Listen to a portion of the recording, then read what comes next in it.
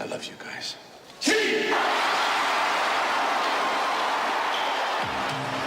Welcome to the Torg Stories Podcast. On this episode, we're looking at an essay called Shadowboxing. It's a Rocky Sylvester Stallone piece with themes of grief, ambition, and redemption. And you want to hear what gets me most about this piece? Sure, let's hear it. Why not, right?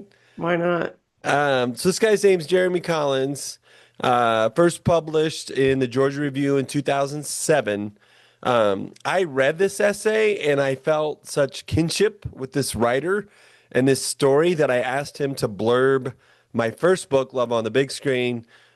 He did that. This is my way of slipping in the and that I've had a book. We've sold a couple copies the last few weeks. Oh, great. I think it might help to mention it. So Yeah, I should mention it occasionally. Love on the Big Screen, $2.99 on Amazon, $9.99 on Kindle.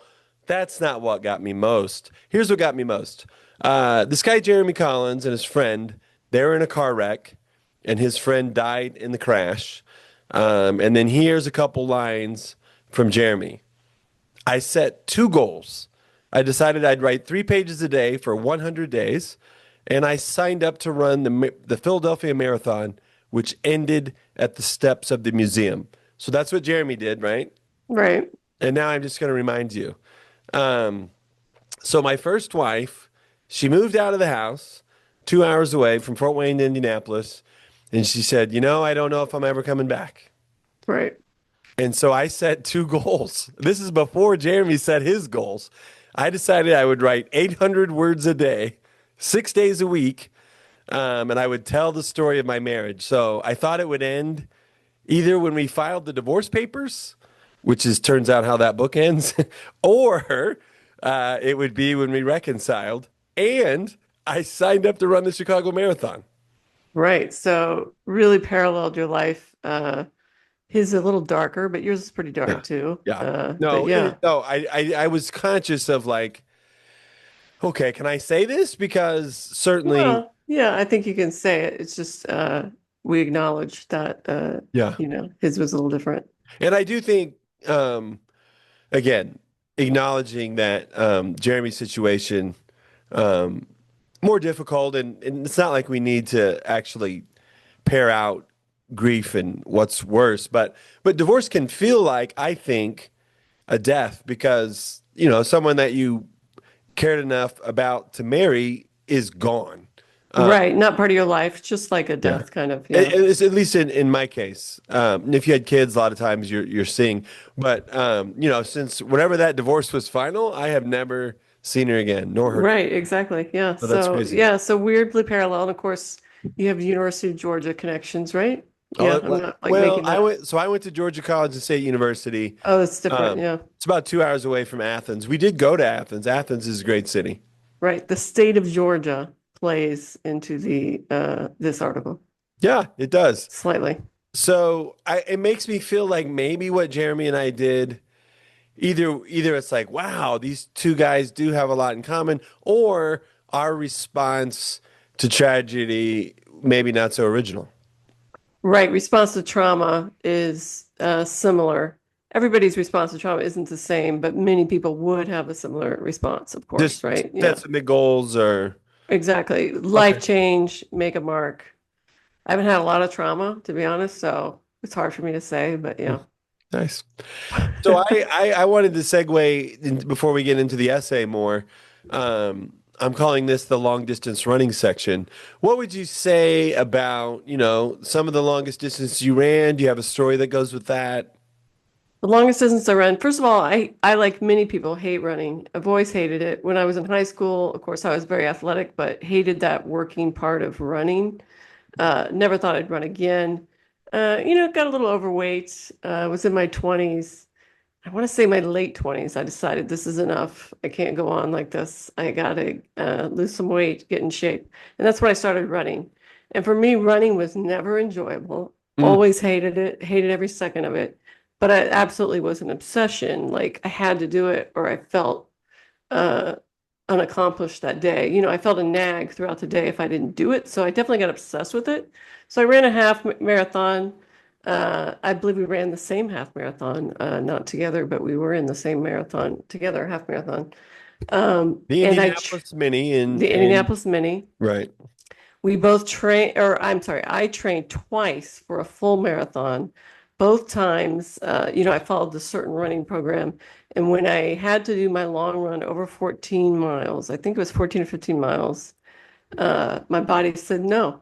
The first time, I don't know if the first time I got the pain in my side, like ab muscle pain or whatever, and then the second time, I had a stress fracture in my foot. And so I thought, you know what, forget it. I'm not going to run this. Right. But yeah, running 14 miles, that's pretty far. Not everyone's run 14 miles.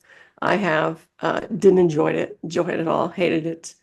Uh, but I guess I don't want to say hated it 100%. I guess there was a certain like to it. Once you're done, you feel very satisfied. Hmm. But I'm kind of like this guy ended up in the article like, what's the point? Kind of, I feel like. Oh, And that was kind of my ending with running. Like, what's the point? What am I trying to prove? What? I'd like you to point to that sentence later, at some point. Well, I don't think he said that explicitly. Mm. That was my I would like interpretation. to see what led you to infer that. Okay, So yeah, it's not we'll one of my drop that notes. later. So I signed up to run Chicago. Just a couple memories about that. I ended up running a lot with a coworker at Carroll High School, who, I don't think I'm giving too much away if I don't name names, was also having some relationship troubles. And so that was kind of interesting. It was like long runs.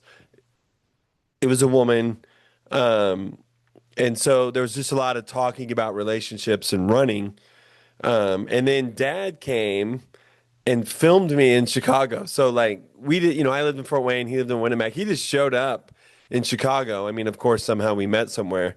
And so there's this like VHS video of like, how dad would kind of narrate an Right. event when he was at it.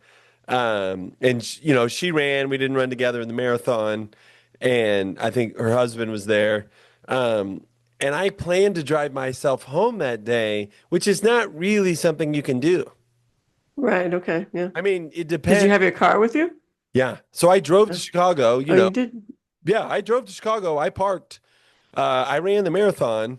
And it was cold, probably 30s, I would say. And they give you those silver blankety things. You know what I mean? Almost like Yeah, I do. Like a disaster blanket. survival, yeah. So in the 30s, I think I stashed clothes like a hoodie somewhere just so I was like, well, if someone steals it, no big deal, but at least my hoodie will be there. And so I put on my hoodie and I wrapped up in that silver blanket and I slept for like 2 or 3 hours in the grass. And then I went in the car and I drove myself home, but it was really, really difficult.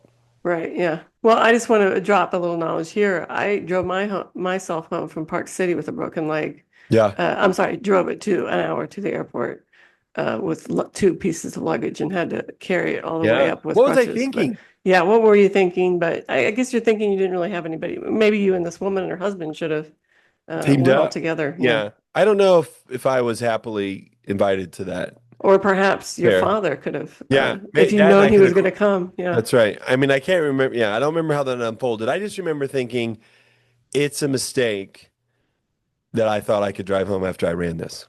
Right. Yeah. I mean, it's a really Okay. long way. Marathon number two, Charlotte. There's only three guys in case you're worried. Number two was a total crash, which I think I mentioned before. 22 miles in, crashed. My friend Katie Dugan's dad got me through a couple miles. I ended up finishing worse time than the first time. But one thing I remember about training that I ended up a couple things that were good. I was probably drinking too much, going out too much before I committed to marathons. Marathons don't allow you to do that anymore. Right. Yeah. I hear you. So even in Chicago, it was like when I decided I was running Chicago, I tended to like, Wednesday, Thursday, Friday, Saturday night, go out with teachers, and it would start at the Pine Valley Bar and Grill, and it would end up being too late. So it was an unhealthy lifestyle. So the marathon righted the ship on my behavior because I had to go to bed and get my rest. And then what I ended up really liking in Charlotte that I would do, I didn't like, so you lose Friday night because you're going to run 20 miles on quite a few Saturdays, 16 to 20 miles. And then you're wiped out the rest of the Saturday, and then it's Sunday, and you're like, geez, where'd the weekend go? So school got out at 2:15, started at 7:15 in Charlotte. So I was usually, and I started running on Friday night. So I would run by 3:30, and let's say I've got something like a 4 hour run. I would fit, and I would run like a 20-mile square block. Block's not the right word. I would just run on sidewalks and greenways in Charlotte. And I had a 20-mile square, which is kind of crazy, where I didn't have to stop very much. And I would finish with a headlamp on Friday nights. And so I would meet my friends at like 8 or 8:30 for dinner on Friday night. And then I had the whole weekend as usual. Right. Okay. Well, you figured out a plan. That reminds me of when I was training. It also ruined my temperature. I think Mm. it hurt my limbs, my Circulation. temperature circulation, because I would run in the cornfields, kind of in the dark out in Brownsburg, and it would be freezing. Yeah. And my toes would absolutely be frozen. And then I would come in and I would put them in really kind of warm, hot water, which you shouldn't do. Uh, Uh, and it kind of ruined it. I think it ruined my temperature control and my extremities. I think I also learned on that first marathon. I think I came home and took a hot bath, and I think that's the worst thing I could have. Yeah, you're just not supposed to do it. The Ice it up. extremes of the temperature is bad for you. It's like you're bleeding. I think all your muscles are torn and bleeding. And so Right. the last thing you want to do is soak in hot. Right. Yeah. So that was another negative for me for the running. And then, so I crashed in Charlotte, and I was so disappointed in my crash that I signed up for another marathon in 2 weeks. No, smart. The Saturday before I was getting married to Megan. And so I ran in Columbus. Megan and I went together. We stayed in a hotel. I ran it successfully by running it slower on purpose and finishing faster. And Megan drove me home. So the third and final marathon. And by the way, recently, I suppose reading this, I've had a running playlist I really like. I've sort of been getting the urge a little bit. I can't do it if I continue coaching it. Maybe I could in the summer, but if I'm writing and teaching and coaching, marathon running doesn't work. Well, it takes a lot of time, doesn't it? I will say my tactic in the half marathon, or actually in force tactic, was they make you predict your time, and I predicted a really bad time. So I was Mhm. way back in with people walking. I had to run and dodge them in the Yeah. first maybe 2 miles, and it really kept my pace down, which I think helped me finish it well. I did well because I So, didn't right. overshoot it in If the you're wanting beginning. to run your best time, that's not a good strategy. Getting stuck in all those slow runners. But I Right. but But I agree it with forced you. me to go, yeah.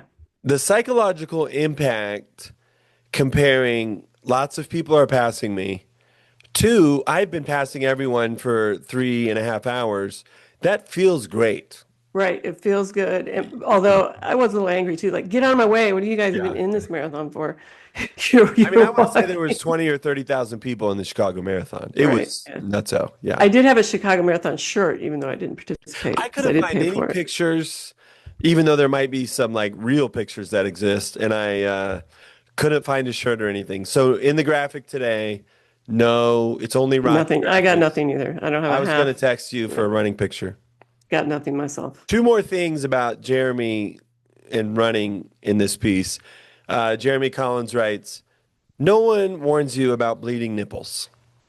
Right. I never had a bleeding nipple problem. Probably because I'm wearing a sports bra. You guys are not usually. Although I noticed like Steph Curry takes his shirt off. He almost has like a sports bra. Oh no.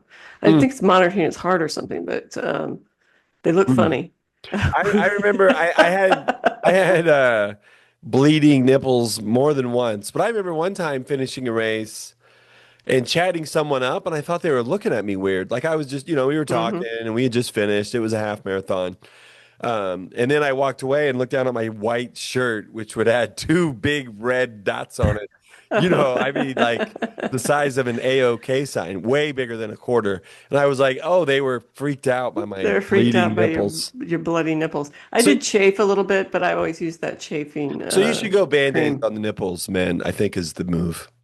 Right, I think so. But I mean, you would chafe like my armpits, I think chafed, and between my legs would Definitely have the chafe. glide between the legs and Yeah, got to use that armpits glide. for sure. And then the last thing he talks about, he goes into, I'm not going to talk about it. You might. He goes into pretty big detail about these women dressed in pink that he's running with. And it reminded me of the people you're surrounded by while running. Do you have anything to say about that? One thing I was going to mention is that you were talking about talking. I do not talk when I run. I cannot talk. I will listen, I guess, but I'm not talking. I'm breathing heavy the whole time. Yeah. Hardly could get a word out. I talk zero. I don't even think about the people I'm running with. Oh, okay. So the thing that I would say about when you're running is next to you, you have an Adonis who looks like they should be winning the race. You're like, I'm here. Well, This, maybe overly muscular. Yeah. um, I think the thing that's more common is for me to say, how in God's name is this person running the same speed as me? Right. Yeah. I think so. Whether Yeah. that's their physical build or their age, whether they're 11 or 74. And it's like, wait, it's like, I need to run faster if you're running with me. Right. Even when I'm hiking, if someone passes me, I always check them out. And I'm like, oh, it's a guy. It's fine. It's a guy. Or if it's a woman, well, she's 20 years younger than me. Of course she should be. But if it's an older woman like me, I'm like, what the heck? That shouldn't happen. You know Yeah. what'll get you out here on the hikes is you're out, and this doesn't happen anymore because I mostly dress like I'm going for a run or a walk when I hike. Um, but let's say I was, hiking 10 or 12 miles. I've got a pretty ambitious backpack. I got on my shoes, so forth and so forth. And then it's like a grandma and a 10-year-old walking the same trail as me. They could be going to the mall. Right. Yeah. They're And dressed you're like like, nothing. this is Yeah. embarrassing that Wearing blue jeans or something. are Yeah. you a through hiker, Torque? No, just going up and back. Yeah. I think the worst thing is when someone's next to you and they're kind of running the same speed, but they pass you and you pass them and they pass you. And it's Yeah, like, yeah. just decide one way or the other. Yeah. Yeah, that is weird. It happens on the highway some as well. Yeah, it does. The highway. It happens all the time on the highway. And you're like, just if you get, I got cruise control on. What's your problem? Yeah. Okay, now we're moving more specifically into some sections of the essay. And how would you describe Jeremy, the writer's relationship to the original Rocky movie?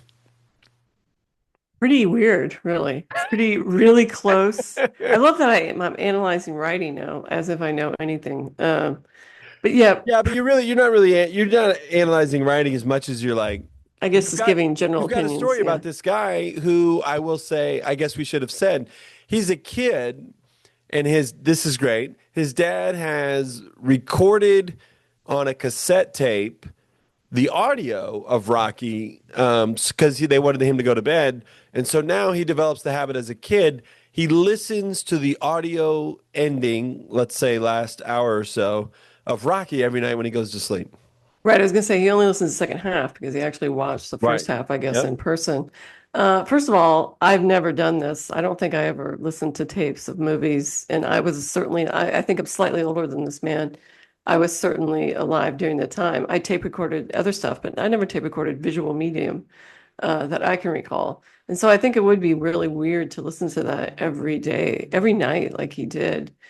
He seems to be an obsessive compulsive type person, Ooh, so nice. That's that a good call. that like plays into it, I think. But he points out how it kind of alters his reality of the movie because you can't really tell who wins and who loses. You know, he thinks Rocky wins, so it's pretty odd to be listening to that so much. And also his relationship with his friend turns out also to be a bit obsessive with Rocky, not listening to an audio tape, but the other Rockies, the later Rockies. Yeah. So they really have that shared bond about Rocky. I mean, I loved Rocky as a child, but of course, I did not think about it this much and You ruminate on it.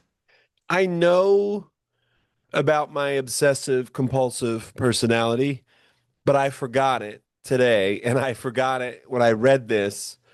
And I've often said about myself, when I was able to channel that into writing and running and preparing to coach basketball games, life was much better. When I wasn't channeling it, life was pretty messy. So I think you make a nice observation about the both of us. Right. Yeah. I mean, I think I have a little bit of it, but I'm usually pretty good at saying, oh, you're being obsessive and weird about this stuff. And then Uh, and then take a guy like Tommy Denham, who I don't think you knew very well. Tommy could speak almost only in movie quotes. So I think it's a little more, makes sense to me that these guys love the Rocky movies and they were always quoting them. I mean, we both listened to the Bill Simmons podcast. How many times does he invoke The Godfather? Right. And to reference Tom, for those who, no one who knows who Tommy Thank Kinnem is, he's you. a high That's school right. friend of yours. Provide some context. Yeah, he's a high school friend of yours who apparently quoted Whose parents movies. also owned a video store. Okay, well, yeah. I personally have never quoted movies in my life. I wouldn't even know movie quotes really. The only one I can think of recently is the Silver Surfer one, but I've forgotten it already. But I did like Yeah. quoting that for a couple of weeks. But yeah, it's not part of my reality. I've never been like that. Megan will quote Dumb and Dumber and Elf a fair amount.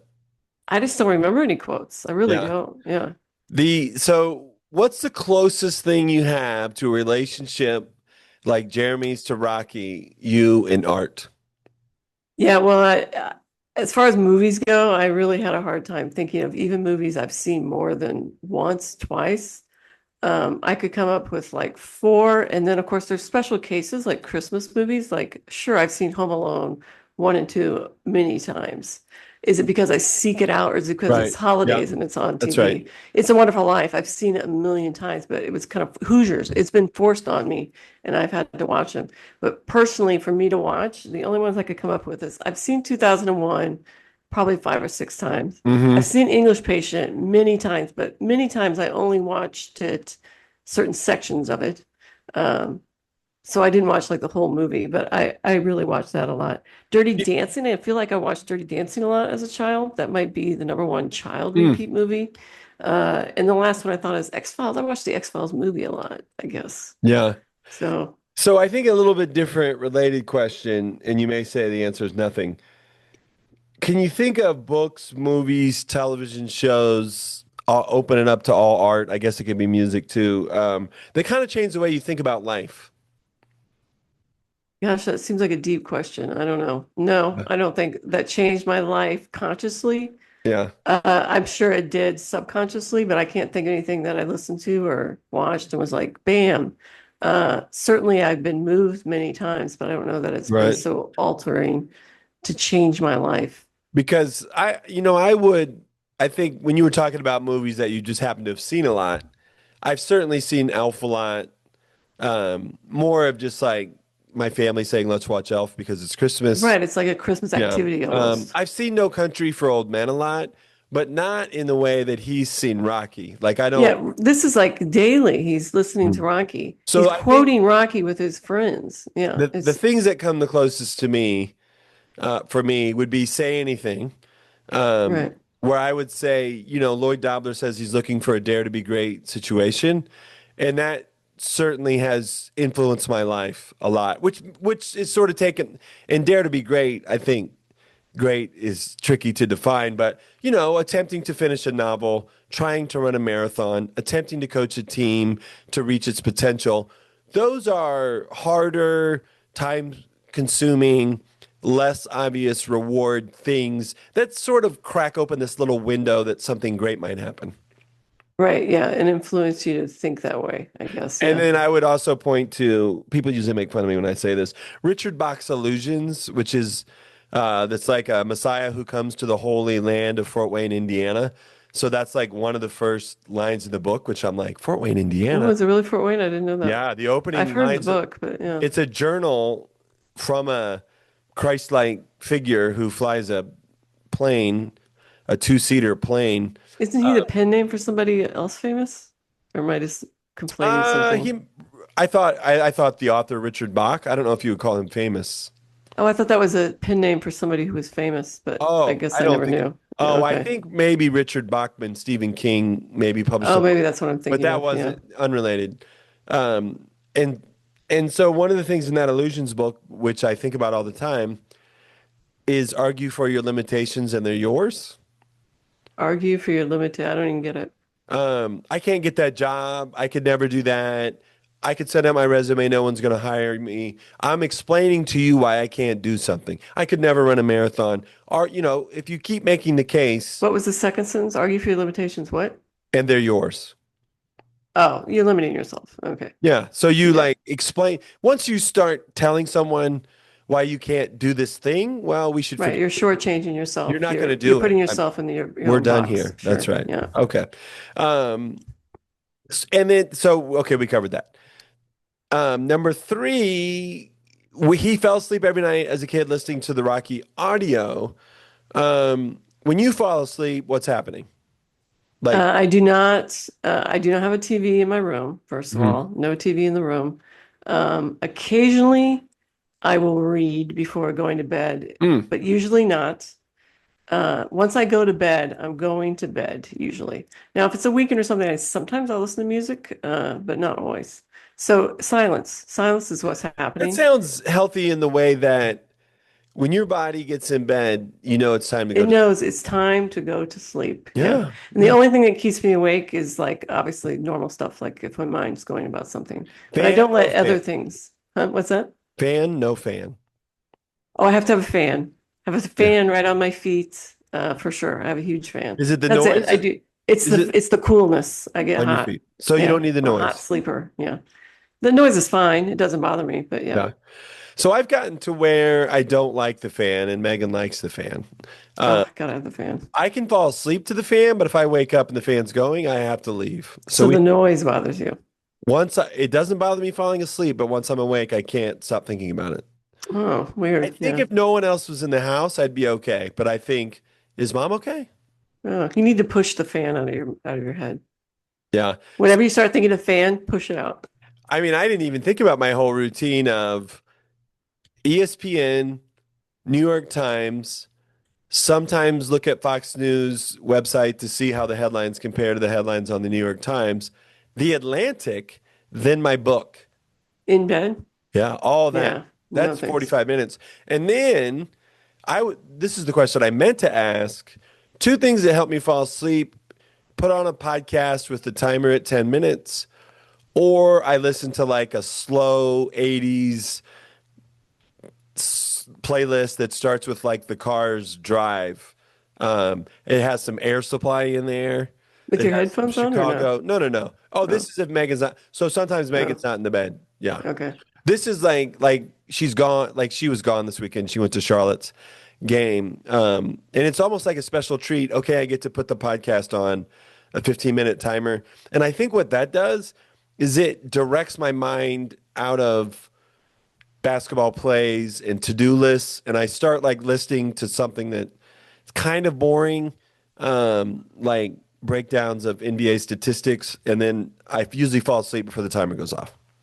Right. I guess I've overstated my strictness in bed. I do sometimes I'll flip through TikTok or something. If I'm going to bed, I like to be asleep by 10:30. So sometimes I'll go to bed at 9. If I go to bed at 9, I'm not actually going to go to sleep. You're right. I'll look at the internet, Hmm. but I won't watch TV. I guess I'm just saying I don't watch TV This because is a a lot of really people watch TV to fall Oh, so asleep. that did remind me I was going to bring up that Rob Irwin, who was the athletic director at Greenwood when I went to Greenwood in Indiana. I think he's back to Fort Wayne now.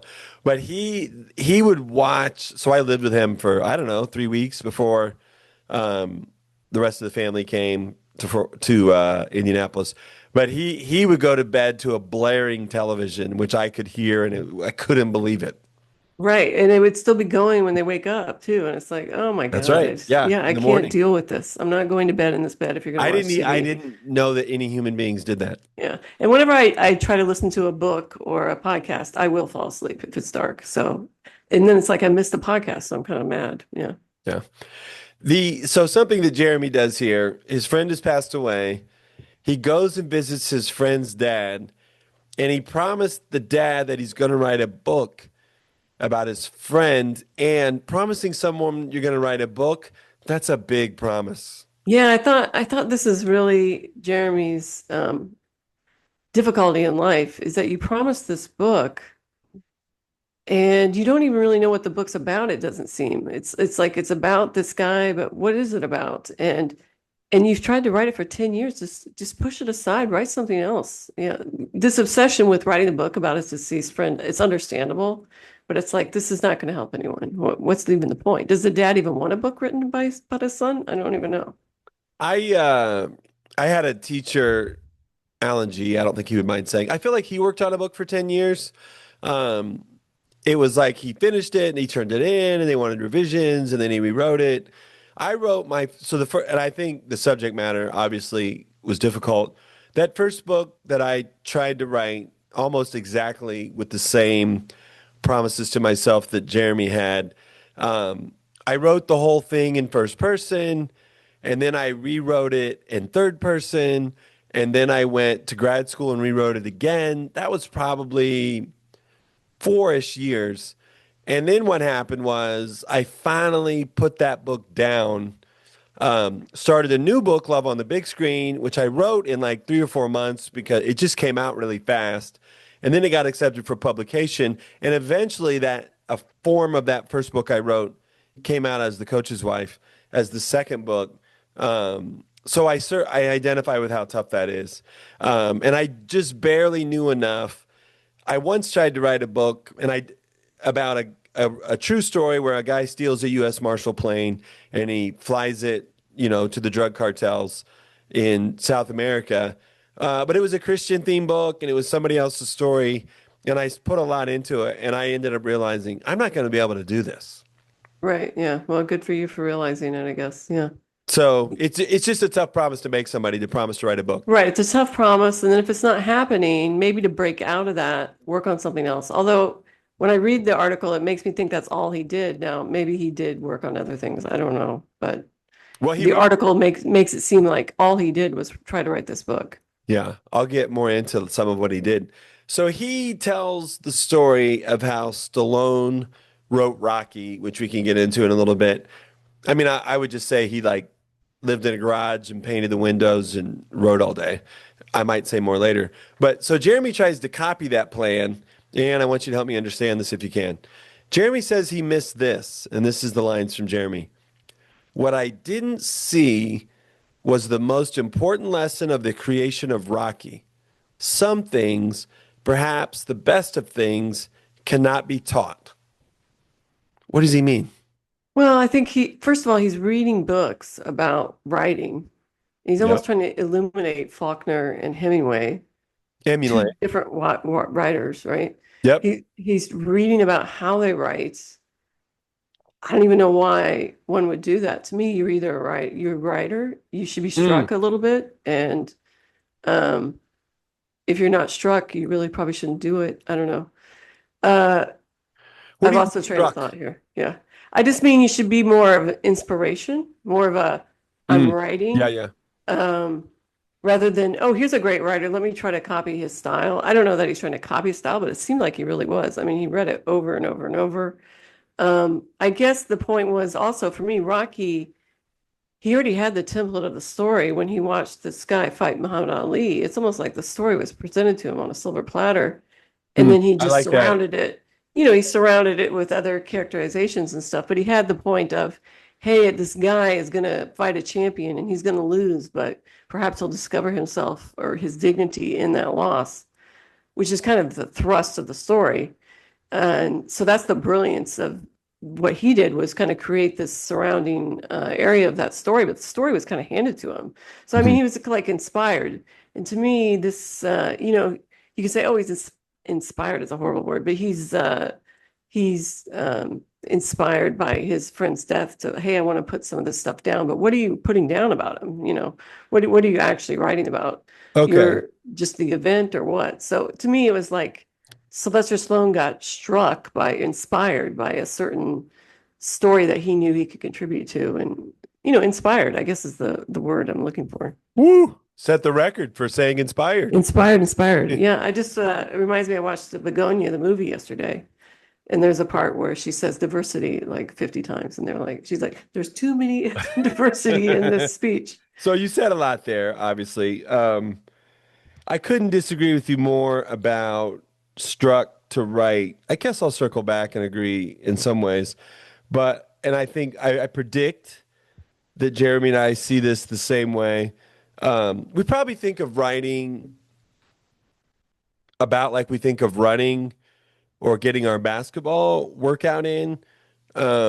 It's more of like putting in the work every day, like a bricklayer, than it is about lightning bolts of inspiration. I do know both happen. So, some people they have the idea and they work for 6 weeks straight, 10 to 15 hours a day, and a book's done. I've certainly heard that story. And there's other people who hammer away at it every day. I think hammering away at it every day is more so. I don't think he's doing anything at all strange by reading and studying other writers. And I do have a section on what writers say about writing. But I think when you keep using the word inspiration, um, I think what he is saying in that line, perhaps, and he may not totally know what he's saying. He says, "What I didn't see was what was most important lesson of the creation of Rocky. Some things, perhaps the best things, cannot be taught." So I think some of Stallone's desperation and ambition intersected with this boxing match he saw that kind of unlocked it for him. And I think I sort of stumbled into the line. Um, this is about my character. Everything Zook knows about love, he learned from the movies, most of them late 80s romantic comedies. Like, so that sort of clicked for me. And I don't know that he had the click when he was working on that book for 10 years. Yeah, but what's a click? A click is inspiration. I think that's the same thing. You're like, it unlocked him. Yeah, I got inspired by it. So to go opposite the inspiration, I think this was grieving. I think my book about divorce and his book, I guess that's still unpublished. And it makes me think of weapons that we talked about a couple weeks ago while guy's friend falls off a balcony and in the grieving spot process he writes something. Sure, nothing wrong with inspiration, but I think what he's talking about is like right there just wasn't that click of where a couple things came together. Um, Meaning like I think oh I want to talk about like being born to write or being gifted. Um, I kind of think it's a little bit of everything. So like LeBron James works incredibly hard. Um, but he also can just play. So it's kind of both, right? Right. It's like Right. talent, hard Yeah. work. You have to do it all. I'm not some of my favorite writers or Faulkner or Hemingway. So, and sometimes that can really bum you out. So you have sort of like what you're working with, and I'm working with less, I would say, right? I'm obviously working with an incredible amount less. And so for all my hard work, my ceiling is whatever it is. And so you need both. Right. I think it's very much like an Oh, and athlete. it makes me Yeah. think students come to my class and say I suck at writing. And I'm like, well, you can learn to write a lot better Yeah. You can be a workmanlike writer, I the think. same way that you can learn to be a lot better basketball player. Right. Exactly. Yeah. But there are Even, but there are people, I mean, if we take Kate Sears, for example, who, you know, is at Virginia Tech and scored over 2,000 points. There are people in the neighborhood of working as hard as her. There are people in the neighborhood who really don't even get to play on varsity basketball games because they don't pick things up as quickly and their body's different and their body responds to exercise different. So you need the whole package. right. Yes, exactly. I mean, it's pretty obvious, I think, to everyone, right? Okay. So one of my favorite parts is at the bottom of page 174. He tells the story about Stallone getting Rocky made. What do you remember about that? I don't know that I've seen the entirety of Rocky. I Yeah, think I I think, probably have. yeah. Rocky one, meaning, is what year was it, Bill? 80, Mm, 76? I don't know. 1976. I was going to ask you about that later, but So 1976, I'm 3 years old. I didn't watch Rocky. Um, I remember glimpses of Rocky beating the frozen meat. That's like my only yeah, memory right. and of course of Adrian and being like, wow, those two, they look so homely, Adrian and Rocky. So I think for me, my Rocky journey started with Rocky 2, which I But do but think I saw the in the question is movies. in the essay, he told you how Stallone got it made. Do you remember anything about that? No, I mean, no, not details. I knew Oh, he was unsuccessful and so decided to write something himself, and he did, and people tried to get him replaced. I knew that kind of stuff. Not replaced, but not to be the lead actor. And he said, no, I'm not selling it to you. I knew that. yeah. But I didn't know like the inspiration of the Muhammad Ali fight or anything like that. No, yeah, and he was just I mean, I can't even I don't have the page in front of me, but he had no money. He was refusing large sums of money um to sell the script and let somebody else be in it. Um it's Stallone has become someone that I really didn't think of as like a smart writer, but he wrote this screenplay and stuck to his Well, how gut. many things has he actually written? Yeah, what did he do after that? I don't know. Just the accomplishment of putting in that time in the painted windows garage um, was really inspiring and something that I think about, yearly for ever since I've read this essay. Oh, really? Yeah. Okay. Well, no, I don't think I've never really thought about Stallone at all.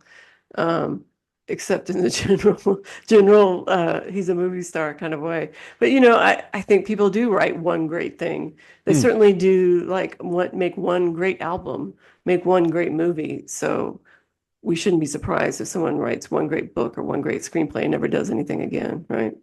So with Jeremy, another favorite part is I just admire his ambition that he's sitting down and writing for 6 hours. Right. One thing though, that this is what I'm saying when I say what's the point? It's like willpower. He says it himself at one point, like willpower. I'm going to prove that I have this great willpower. What does that prove though, right? So Hmm. to me, maybe I'm thinking more about myself, but like, what's it prove I win a marathon? It proves nothing. It proves that I get up every day and run 5 miles. Whoopee. What happiness did that bring me? What happiness did that bring others? So sometimes I think I replace willpower with this great virtue, but it's not always the greatest virtue. Is it willpower to break up with your girlfriend and sit in your dark room and write for 8 hours? And you're Mm. still procrastinating in there. You're reading books and stuff. If you're gonna write 8 hours, write 8 hours, but you're still reading other stuff. And so sometimes I think we think of willpower to be this great virtue, but maybe it's not. So from July, August, September, October, um, I wrote 30 minutes most days, right? I got up, I put a sticker on my iMac that said write first, and I started the timer. And so I had 40,000 words um, as basketball season launched. And that felt like a lot. Like I did Well, not, that seems reasonable though, but I did not want to do that 30 minutes. I right? wanted to Yeah. answer my emails and do my lessons plans and do like, so just taking a second and saying, plugging away for 6 hours at something is crazy. And we read, Right. It seems insane. I'm agreeing on that. and Yeah. we were talking about, we did a pod on something David Foster Wallace um, wrote, and then I ended up reading a somewhat new biography of him. And, he was pretty hard on himself, but often was plugging away 2 or 3 hours a day. So it's just a lot. Right. I think those are reasonable things, though, if you are a professional writer. Sit down, write for 30 minutes a day. That seems reasonable. Lock yourself in a dark room with no uh, internet, no television. Expect yourself to write for 8 hours. That seems unreasonable to me. And Yeah, it's I like you're think, proving your willpower point for what? What are you doing? yeah, I like it. So I will answer for what, but I also think it's always for me been a balance of That's giving like the giving obsessiveness I myself a took break too far. Yeah. and letting go versus having something. So I don't know that anything will ever happen with the 40,000 words. I would rather have them than not have them. The day still winds down with like watching a basketball game and a half or playing 3 games of Fortnite. So if the day can wind down with a basketball game and a half and 3 games of Fortnite, I would rather have the 40,000 words. It feels good to have them. I would rather have the heart, the literal heart of someone who's running 3 miles 3 times a week and lifting weights than the one who doesn't. I did finish a just less than 7 minute short film about the Valley Crucis Community Park. So I think it's just more of like a feeling of self worth and the feeling to have said something or expressed myself in some way that brings more value to the day to day than not doing it. So that's what it's for. Right, but not doing it doesn't necessarily mean you have to replace it with watching Fortnite and NFL games. You could replace it with something else that might be more I've worthwhile. certainly let myself off the hook and got married and enjoyed my wine Right. A company long dinner, talking, laughing, playing some silly game or something. and Yeah. coached a basketball team where I was in the gym with my kids a lot, and their friends and their Right. peers. So I think if Jeremy says for what, I also think I think we probably both stepped away and did some other things besides holding ourselves to this thing that we probably don't really have to do.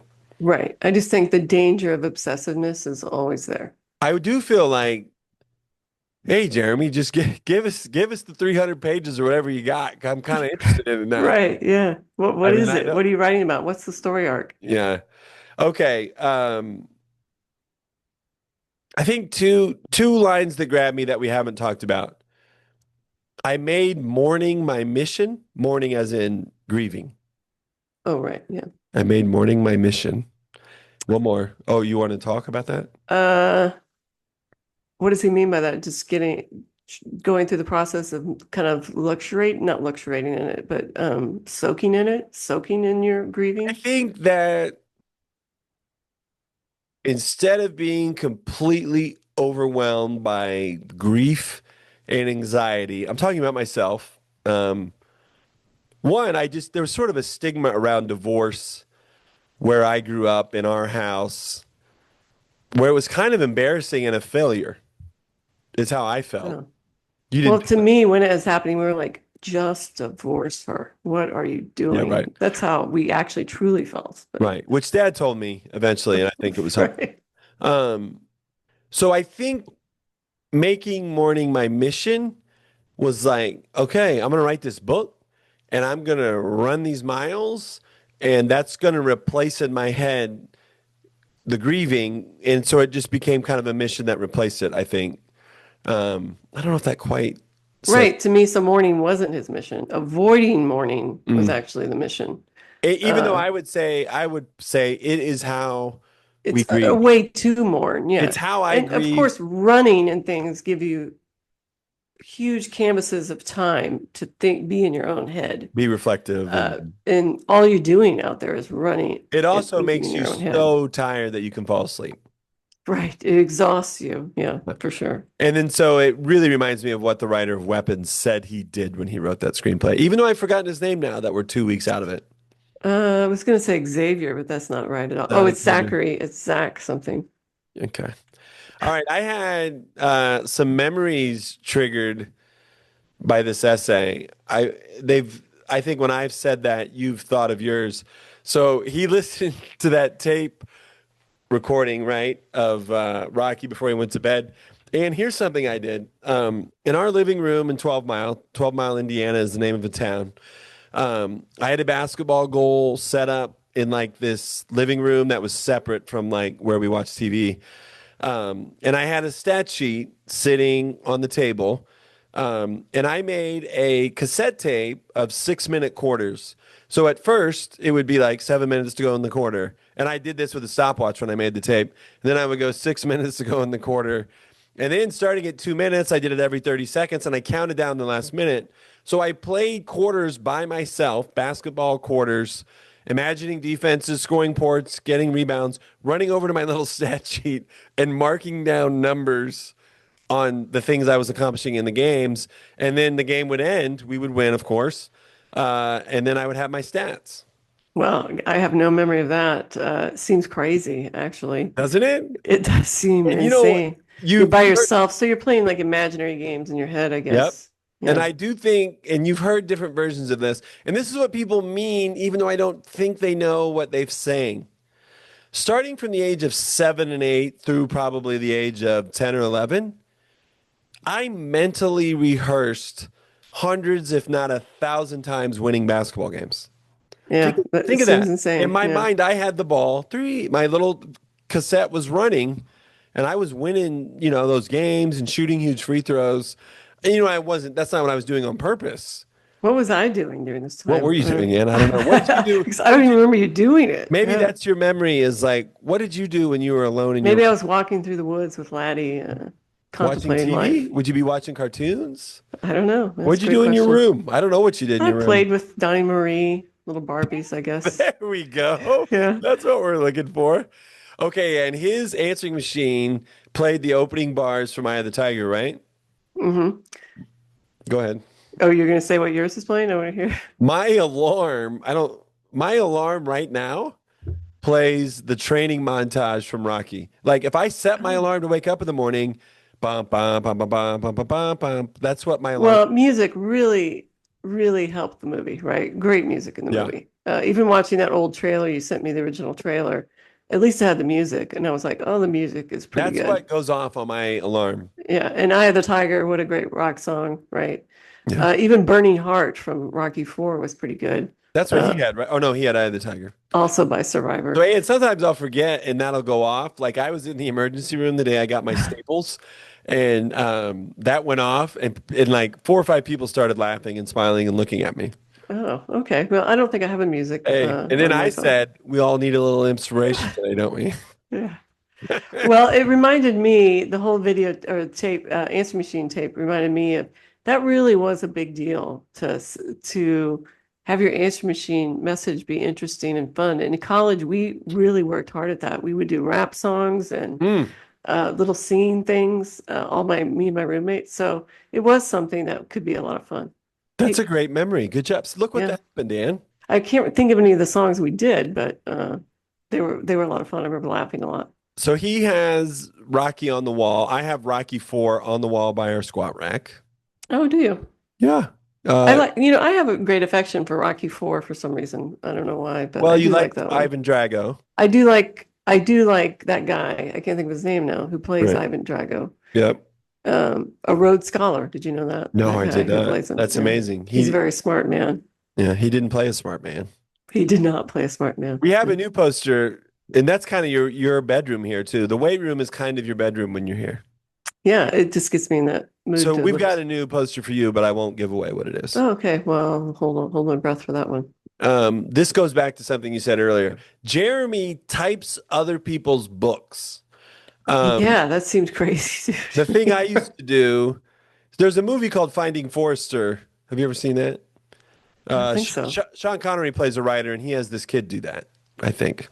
Type. Okay. I can see, to me, not I would never type another book, but sometimes handwriting things would help me do things, but never typing. Handwriting would help me more So the than thing that I typing. did was I kept a list of interesting sentences. So if I saw a sentence and I was like, well, this is kind of a different the way this sentence was put together in a good way, I made a big list of those. And then before I started my writing for the day, I would take two or three of those, not the same ones every day, and I would emulate them in my story. So I'm writing The Coach's Wife, and I'm emulating some book from Michael Chabon's The Amazing, whatever that book was. And then sometimes I'd leave those sentences in my book that I emulated. I was like, oh, this works here. Or I would just delete them and then I would start writing. So I did that as well. Well, I would say the assumption for me as a non-writer is that writers would be opening their notes app or whatever and writing things down, writing ideas and thoughts down, just like a songwriter would, right? Like, oh, Yeah, here's a little line I hear. I think you're also right. I think you've also got um, a little bit of the myth of people are struck by lightning, they're inspired, and they put it down and it's done, and it's much sloppier and Well, I think I'm idiosyncratic. thinking maybe perhaps a little bit too much about songwriting, Hmm. because it absolutely does happen in songwriting, I think, all the time. Well, it's just short. It's something that I mean, A melody hits you, they record the yeah, melody a while they're totally different shopping. thing Yeah. is when your subconscious gets used to this thing it does. It might be tweet, it might be making Snapchat videos, or it might be writing songs. And then you look at the whole world and you see songs, and of course you can pop off a chorus or a hook to a song, and now you're on your way. Whereas that One happens. sentence is not getting you too far in a You have book. it. Yeah. It happens with a book, but also now you have to invest a A year lot to of time. three Yeah. years. Yeah, so that's different.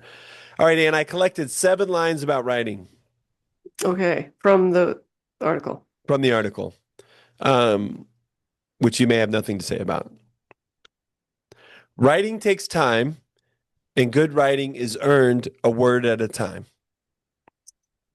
Right, put your nose to the grindstone, I guess, is what I would say. To me, that jumps out at me about AI. I actually don't think I didn't write down every line about writing. There's a lot about writing in this piece. I chose seven.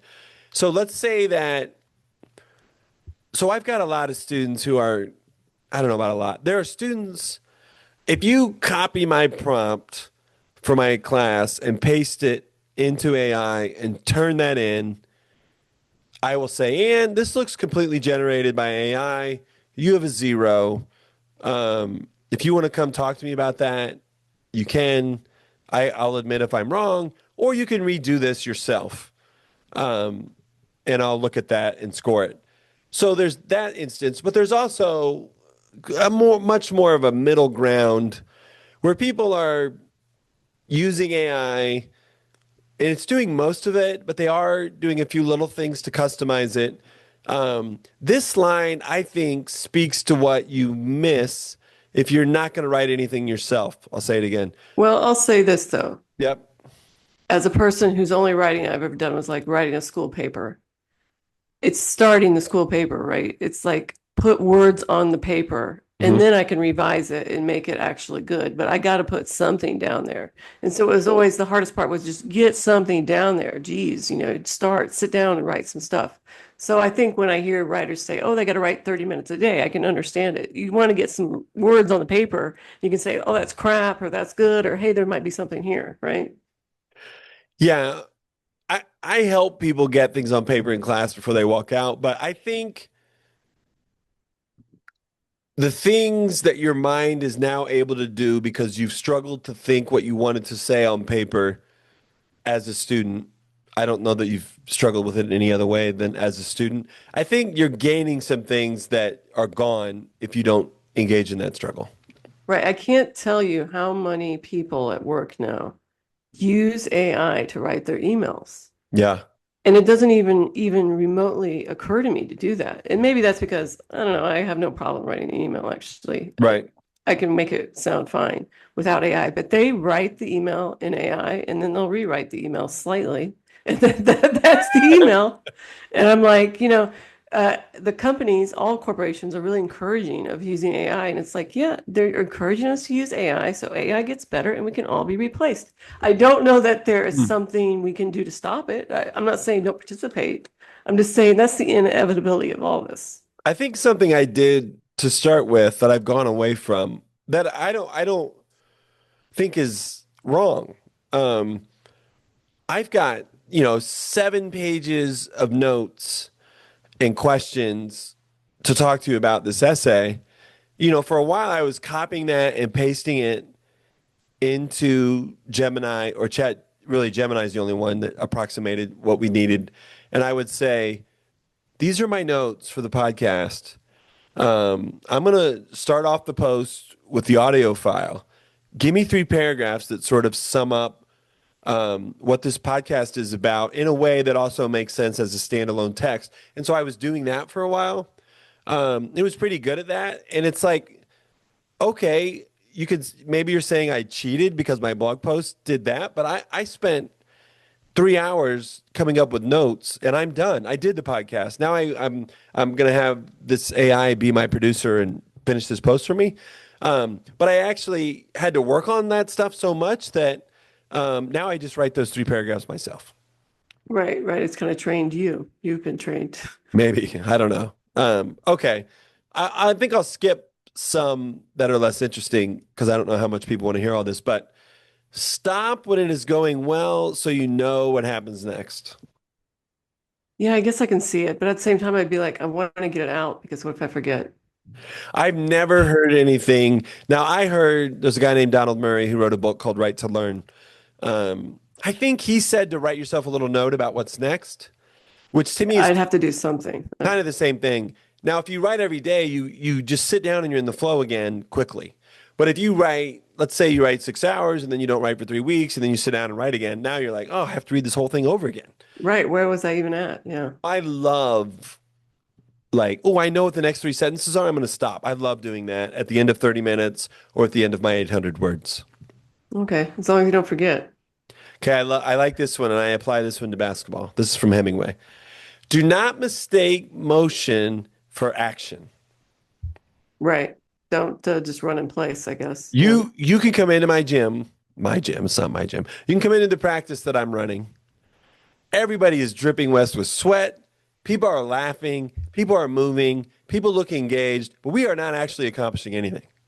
Right. Like when I had to shoot 100 shots or whatever, 500 shots a day in the summer, I would just be like throwing it up there. Let's like get it over with. I want to get out of here. I wouldn't be thinking about my shot. Yeah. And that's interesting about you, right? Is like you have enough of a conscience on some level that you're supposed to get your 500 in. So you're throwing 500 shots up there.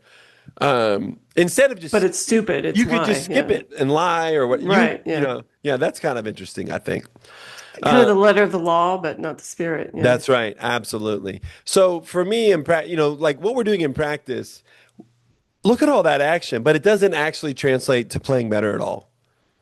Well, hopefully some of it does. No, meaning you can give off that appearance. Right. Yeah. Yeah. Well, Uh, meaning, well, what he's saying is don't do that. Have some yeah. action and purpose. Absolutely. Have purpose in your Right. action. Yeah. So I think if you look at Jeremy, it was probably some of that typing other people's books into the computer. And if you look at me, it's like, do I really need to read one more thing about Norse Oh, mythology I was as I like work on my North. Yeah. Viking on the subway book? It's like, no, Right. just write the book. Right. Right. All right. I mean, some of it's procrastinating, I think. And I think this is where Jeremy was, I think, following great advice. Stephen King gives the same advice in different words. He has a really good book called On Writing. This is from Faulkner. Make sure you read everything. Oh, okay. Go for it. Stephen King, if you want to be a writer, you're going to have to read and write a lot. Well, I think you just has to be a knowledgeable person, kind of, right? Like you just have to know a lot of stuff or I think, experience the stuff. I don't know. You and just I can't be think a person locked in a room. I think it seeps into you. And I think the more talented you are, the more quickly all the tools that all the writers are using seeps into you. Right. I don't mean the word all, but and then Flannery O'Connor, I try to write a little bit each day. Right. Well, we've said that. Yeah. That But was yeah, my 30-minute timer. you're a 30-minute timer. Yeah. And there were days that I did write an hour and 15 minutes. Right. If you're feeling it. And I was shocked at how often I really didn't feel like writing. And in 10 minutes, I was hauling, I was rolling. Well, it's like that with everything, right? Even running. It's like you get that first mile down and you're like, oh, now I'm really going. Now I feel all right. It totally is. That's Yeah. right. I see no difference between any of those. Yeah. Okay. Last couple things for me. You might have a couple, just sort of random from the piece. He refers to Donald Trump in the 80s. This was published in 2007, 10 years before he became president. I always find it weird when we get a Donald Trump allusion outside of his presidency. Right. That Donald Trump had this whole life before his political life. That he rode Uh, the escalator in Home Alone, right? right. He was in Home Alone. People kind of, haha, it's harmless Donald Trump kind of thing, right? Yeah. Yeah. I mean, I often say I think he would be pretty funny if He he is kind of a funny if guy. he Yeah. wasn't the president. Yeah. If he wasn't If so he was just obnoxious. appearing Yeah. in wrestling, Right. and movies and firing people on reality television Well, it's shows. because you think of him as harmless, right? Yeah. And now he's not harmless. So, yeah. Okay. And I'm assuming you have no idea what the Pushcart Prize is. I've heard it. I've heard you say it. I Oh. don't remember what it is. So I have it's some writing award. I have 10 years worth of Pushcart Prize collections. Is it like short stories then? This is I'm going to read it to you. Ready? Yep. The Pushcart Prize is the American literary prize published by Pushcart Press that honors the best poetry, short fiction, essays, or literary whatnot published in the small presses over the previous year. I'm sure the only reason I've heard of it is because of you. Yeah. So I mean, for a decade, I bought that every year it came out. Great. Yeah, I love it. So I'm hoping that I brought some of this kind of work that doesn't find its way to you often to you. I definitely don't read essays like I this brought you sometimes. David Foster Wallace, who to some people are like, "Pff, we know who that is." That And was a very good essay. I like and that I one. brought you Jeremy Collins. Don't say anything too mean about Jeremy because No, this was a good essay too. It's just a lot different. Yeah. I didn't quite find it on that level, but yeah. yeah, and it's so in my wheelhouse, right? Right. It's like talking, it's almost like you're living little parallel lives. And he's obviously like our age, right? Like slightly younger. Jeremy's friend says, I don't know if he is because I think he said like 1980 he was 6 or something, didn't well, he? he's alive. Okay, so when he didn't see Rocky either in 1976. Right. He saw it in 1980 on the TV Oh, there you go. and he was like 6 is what I thought, but something like that. So that means he and I are very close age. So Jeremy's friend uh tells him in some fashion, I don't know if it's a text message or not, that Sylvester Stallone wears elevated shoes. Right, believe it. Yeah. And Yeah. also, if I wish I could see him in person, just because so many of these movie stars are so normal looking. Even if they're ripped and muscular, you think, oh, he's huge, but then you see him, he's like, no, he's just a ripped, kind of lean, 5'8" guy. There He's not huge. almost none of them Tom project Cruise is like 5'6". the way Yeah. they project on a giant Yeah. screen. Now, Drago, I just thought of his name, Dolph Lundgren. Oh, right. He is 6'3", Yeah. 300 or When 250. I don't know. I chased down Bob Knight at JFK Airport and tapped him on the shoulder, he was big. He was a big guy. Well, he was a basketball player. You know, Yeah. he's 6'4", overweight. Yeah. Shaq, I'm sure he's big. That's right. But Yeah, Tom maybe Cruise, no. maybe Yeah. it's like it's probably singers and actors. Right. Bruno Mars, 5, Prince, Yeah, 5'2", right? right. Yeah. Okay. I'm kind of out on somebody. I don't know. It does kind of ruin it. I mean, I'm not, Well, I'll say this though. Their profession is so appearance based yeah. that it rips their insecurities apart, right? So that's why he did it.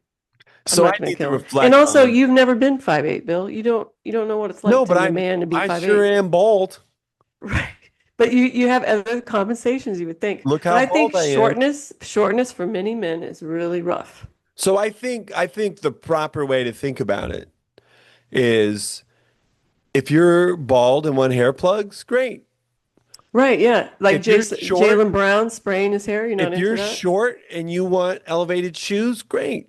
Yeah, I So think it's fine. I don't have a problem. it's my tendency to be out on you for being that vain and to be proud that I'm a bald man, not hiding. But I think that's wrong. I think Yeah, I agree. I'm You're wrong. you're judging them for some superficial thing. Right. You want And it's white their teeth? own, they're just trying to feel secure, feel good about It's your themselves. life. Do whatever you want. It's like plastic surgery. If you want to do that, go for it. And I really believe it. I'm not, I mean, like I know that deep inside that those Yeah, elevated shoes are yours.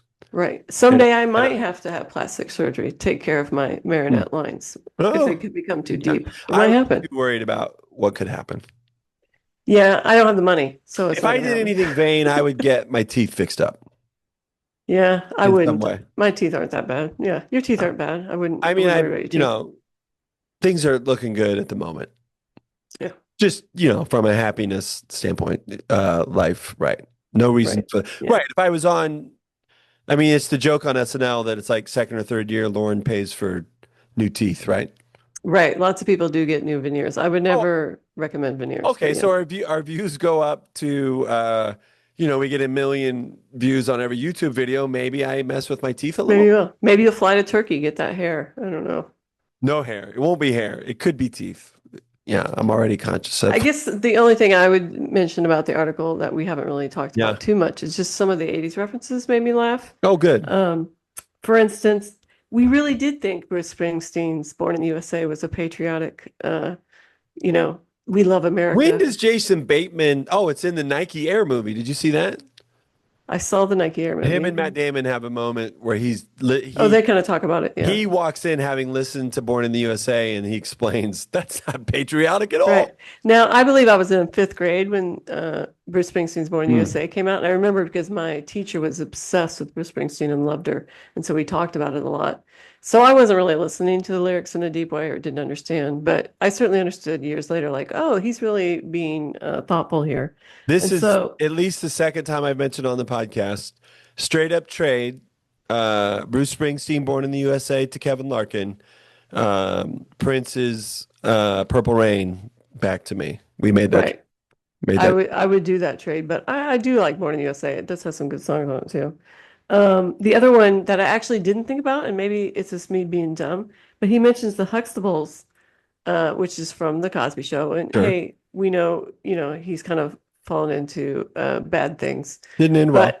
but I enjoyed the Cosby Show as a child, and I Hey, liked it. OJ comes up in sports talk Right, yeah. for a I rising enjoyed star. Cosby Show as a child. And he mentions that we also believe that someone could be a doctor and his wife could be a lawyer and they would still have quality time to spend at home. Yeah, And that's true because they that is wouldn't good. have. That man would have been out birthing babies in the middle of the night. She would be working like 12-hour days as a lawyer in New York City, but yet they were always home. So that kind of made me laugh. There was another funny line. I'm probably not going to be able to find it. It is funny. It's we didn't talk about the funny much. I think it's toward the end. And say something else. I don't remember too much, but I do think it had some humorous things. To me, it was the 80s references that made me laugh like I that. got it. I got it queued up here. Okay. I think this is one of his funnier lines. Before I try to canonize Rocky or Sylvester Stallone, I should stop. I've already probably said too much. But I owe Stallone a thank you. Boy, Jeremy, I'm sorry, I'm ruining your lines. Here I go. But I owe Stallone a thank you. I'd like to buy him a beer or maybe a post-workout recovery fruit smoothie with glucosamine and protein powder. Yeah. Yeah, I did Which that. is I'm sorry. something Stallone would like to have. Because I also Yeah, don't know that word glucosamine. What is that? right. I'm Well, saying you're it wrong. not into fitness as much as he is, are I you? guess not. So, yeah. He So kind of goes on depression mode with his views of Stallone towards we the didn't end. talk about all the ways that Stallone Yeah. failed him after being so great. Yeah, I think he's being a little hard on Stallone. I think we're hard on everybody. We're hard on all these artists. Hmm. Like, again, I'm going to go to music, but someone has one hit, somebody has one great album, and then the next one's a flop, and man, they just ram it down their throat. And it's like, guys, they had one perfect album. They had one perfect song. They should be thrilled the rest of their life for that. Um, so I think we're too harsh and critical on people, right? Like, guys, you made the NBA. I'm sorry you didn't win the championship, but my God, you made $1 million in the NBA. You're okay. I always feel like, why don't you guys try it? Yeah. How many books have you You written? write a Well, book. you can That's answer right. that, but Um, how many perfect songs, how many one-hit wonders have you had, Garage Band, who's complaining I'll about them? take it so far as when people are sitting on the sideline screaming at the official or the person running the scoreboard, hey, pop on over here Right. and run the scoreboard next game. It's like when I'm over here talking about Daniel Jones, why did you miss that pass? And you throw that pass. Well, I'm so not, and critique right, has I'm their not has their claiming I don't do that too. And it right. is a fair argument to say, even though a lot of times this isn't the case, well, that person is being paid to do that job. They're an expert. That person is being paid to run the scoreboard. But when you're running the scoreboard at a high school basketball game, you aren't being paid. You're just someone who said, Right. You're doing it for free. Yeah. okay, I'll do it. Yeah. I guess what I'm saying about Stallone is actually I think he's a little more successful than Jeremy's giving him credit for because his later careers, I mean, he had Rambo. He's on TV right now. He has a show He on sort of takes a Paramount. He's few shots doing at fine. Rambo, and I liked Rambo. I like Rambo. Yeah, he made a lot of money. Yeah, I'm sure he's had some bad times in his life, but he's living in a mansion probably right down the road here in Bel Yeah. Air or something. He's doing fine. And he said, he says before I try to canonize Rocky. So he is sort of saying I lavished all this praise on Rocky. So he's not, Right. we don't. Right. I understand we're not calling Stallone a genius, but he did a great thing and he's had a really great successful career. So, and Right. he kind of gets some shots at Tom Cruise hyped in here. And it's like Tom Cruise is doing just fine. He is doing well. And yes, I know Tom Cruise is this crazy Scientologist, but I don't know. I give Jeremy, people grace for things, I at guess. least in this moment that he wrote, and I certainly experienced it and had it introduced to me when I went to graduate school for creative writing. There is kind of and it's a really fuzzy line. There's a separation between literature and then just like writing something that sells. Right. Yeah, of course. Like I think maybe I'll say it for me. Maybe it would be interesting to see what else Tom Cruise would do if he didn't make Mission Impossible 6. Right. But he also has made things like Magnolia and Fourth of Yeah. July, Born in the Fourth of July, rather. To me, they're wonderful, successful things. I commercial, syrupy, whatever you want to call it, Good word. commercial Syrupy. success. I like Yeah, syrupy. sweet, overly candy stuff. That's really great. And so is a really great artistic movie. And I think there's space for both things, right? A few more things about Jeremy Collins. Hit me. His writing has appeared in Best American Sports Writing, and that's also a book that I at least bought 5 years in a row. Oh, nice. Comes Little out. book of I'm a, great articles about sports. yeah, and it's super interesting. Like whatever ice fishing in snowmobile races, Snowmobile. Yeah, super duper obscure things. You're like, well, right. I never thought of this. Or sometimes about concussions in the NFL. Oh, well, that's sad. Okay, so he once shook hands with Mr. T as a kid at the mall. Would have loved to shake hands with Mr. T if I had the chance when I The was a thing, kid. the thing that he's written that I would most want to read that I haven't read, he has a fairly newer piece in Esquire called "When My Father Talked About Larry Bird." Oh, it's right up your alley. Dads and Larry Bird. Yeah, Jeremy did write the Torgersons an email after Hurricane Helene to see if we were doing okay. Oh, see if you're alive. Well, Thanks, great. He's Jeremy. thoughtful. We like him. I don't know what Jeremy's going to think of this podcast if he listens to it. Well, I did enjoy his writing. It made me smile throughout. I think I I was a should little tell him, worried right? about his obsession, but Yeah. I get it. You Don't you agreed. think I should tell him? I don't think I should just float this baby out there and then pretend like it's not. You probably should, I guess, but just tell him I don't have any clue what I'm Because talking about. he might say, "Well, why didn't you have me on to talk about it?" And I would say, "Because my sister would have bailed." I would have bailed, and I just don't think of us as an intellectual kind of, or me, like it's not an intellectual thought. I This mean, I isn't like don't. an analysis of his essay, really. It's just a jumping Yeah, start. but I also don't know five people that I would say, "Oh, they're a lot smarter than my sister." Oh, well, that's sweet. Thanks. I mean, you're yeah. I mean, just because you're not applying it heavily, you you apply it heavily to the books that you read and the way you think about art, I think. Oh, okay. Well, great. I don't think of myself as incredibly deep, I guess. And So then just to give, since we yanked Jeremy's work as a spark for our conversation, his website, jeremycollinswrites.com. He's got kind of an interesting piece out about malls too. So maybe check out his website if this sounds like an interesting does he episode. still live in Georgia? Yeah, I think he lives in Atlanta. One thing that also about the story reminded me that the Appalachians are also touching Georgia. Maybe did I know that? I don't know, but he Hmm. mentions it. Yeah, for sure they are. And yeah. Yeah, I'm just saying I didn't maybe know that. Georgia, North Georgia is great, is as good as this, I would say. Yeah, I guess I've Minus never been there. 5%, maybe minus 5%. Okay. 10%. Okay. And thanks for playing along. I might try to get you to read some more because it's a nice break from basketball. It didn't take me that long to read this essay. So it works well for a during basketball Your season. schedule, right. That's right. All right. I would just like to mention one afternoon score for you, Bill. Okay. Dolphins 30, Bills 13. Okay. Embarrassing. And who bet on the New England Patriots to win their The Bills. division? Oh, the Patriots to win the division. Me. Nice. You did, So yeah. I almost texted you now. So Charlotte So that's a played, great thing for your bet because the Bills are Charlotte in the was on same division. ESPN Plus this afternoon playing Coastal Carolina. Hit 2 threes, hit 2 free throws. Way to go, Charlotte. Nice, yeah. Look good. Yeah. Oh, Look good. good. I mean, I think she had one. I mean, this is typical. She had one turnover that wasn't her fault. Something weird happened. You know how sometimes you can Right, yeah. like she dove on the floor and got a foul. I mean, that isn't quite what I was talking about. But so took care of the ball well, knocked down some threes, hit her free throws. That was cool. But anyway, I was finishing that up. I videoed the TV when they showed a Charlotte Torgerson replay so I could send it Oh, to the nice. group chat. And then Ann was also sending me texts about when are we going to pod. Then I was going to say, Ann, if the Dolphins win this game, my New England Patriots It's really division looking winner. good, doesn't it? Yeah. And And the Patriots beat the Buccaneers, so you're good there too. And that was an upset. Bill Simmons bet on the Bucks. You may have heard if you listened to his podcast. I was like, what are you talking about? The Patriots are going to win this game. Yeah, I think the Buccaneers, people are over Too enthusiastic. many They're close actually not wins. that good. Yeah. Too Yeah. many close I'm wins. not gonna say not that good, but they're like Colts Yeah. level. They're like you have So I have to go opportunities, see but yeah. what FanDuel's offering me on my Pats to win. Yeah. Well, I It's been think a you're good gonna win day. it. You can't they're not gonna lose it. You're gonna win it. You think they're going to win the division?